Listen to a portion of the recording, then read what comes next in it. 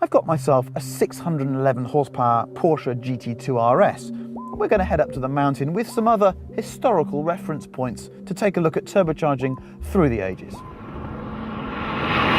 The GT2RS summarises the fundamentals of turbocharging. Take a GT3RS, add 2 turbochargers, and your 444 horsepower becomes 611 horsepower.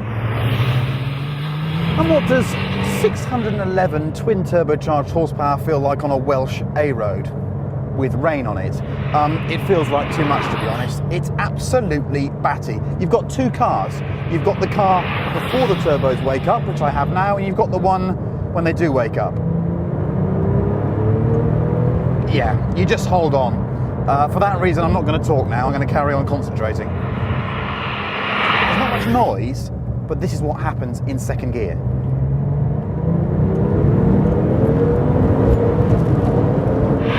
Now, this car feels like it's going to do a wheelie every single time you accelerate.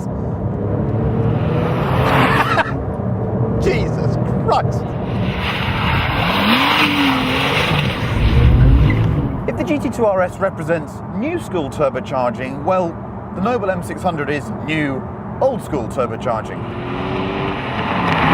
This is the simplest of recipes. It really is a modern day F40. A metal chassis, a twin turbo V8, and as much power as your testicles can handle.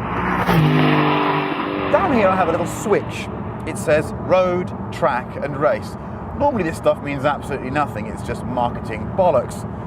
But in the Noble M600 it really does mean something. Road, 450 horsepower. Track, 550 horsepower. And race, 650 horsepower. I'll give you a bit of race.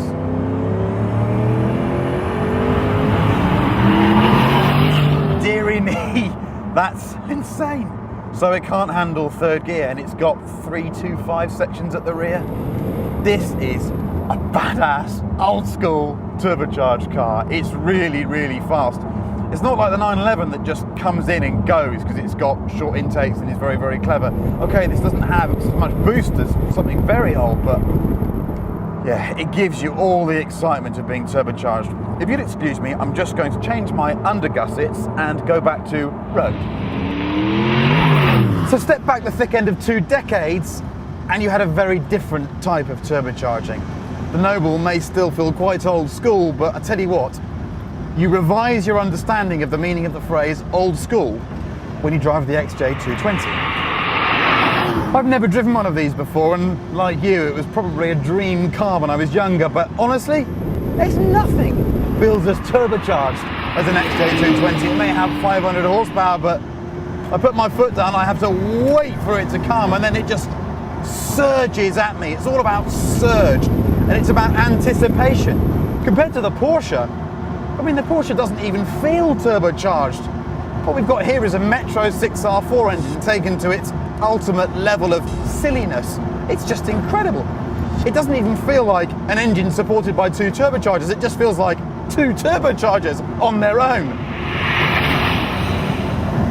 You put your foot down, you count to 3, you hear a hiss, and it just goes. Oh. Supercars are about intimidation, they're about excitement, and the turbocharging of this car certainly adds to that. It may lack the noise of a V12, but I love the fact that I'm not quite sure, there she goes, when the boost will arrive, how much shove I'm going to get, and I just don't feel I completely trust it. Now, in sports car terms, that's not great, but in supercar terms, oh, it's exciting. I think of turbocharged supercars, and really, you only think of one car, don't you? It's the Ferrari F40, and I'm sitting in one now, which is a very, very good thing. Of course, the F40 feels old school and turbocharged, but it's not like the Jag. This is much lighter on its feet, less intimidating, and it really uses its turbocharging to full effect.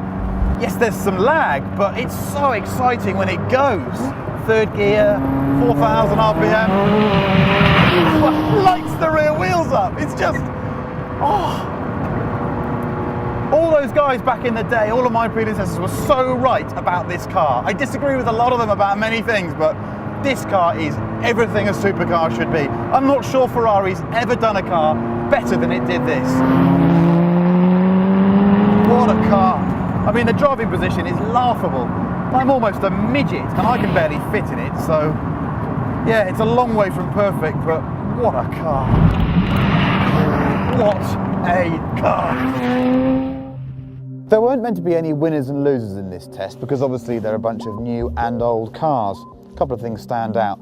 The noble M600 is the modern personification of the Ferrari F40. It just has that feeling of excitability on the road. But the F40 does stand proud. It's just the most spectacular driving machine.